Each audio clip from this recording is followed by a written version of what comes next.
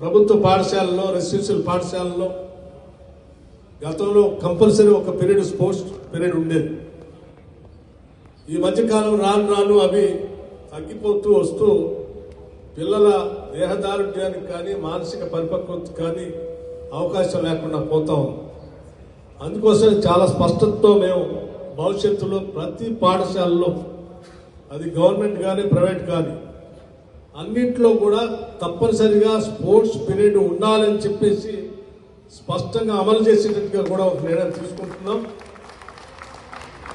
ఈ తీసుకునేటువంటి నిర్ణయాల్లో భాగంగా అంతిమంగా ఒక స్పోర్ట్స్ యూనివర్సిటీ తయారై స్కూల్ నుంచి మొదలు పెడితే ఆ యూనివర్సిటీ వరకు వచ్చేవరకల్లా ప్రపంచంలో గోల్డ్ మెడల్స్ సాధించే స్థాయికి వచ్చేటువంటి క్రీడాకారులు ఈ రాష్ట్రం నుంచి ఎదగాలని ఎదుగుతారని ఆశిస్తూ మీ అందరికీ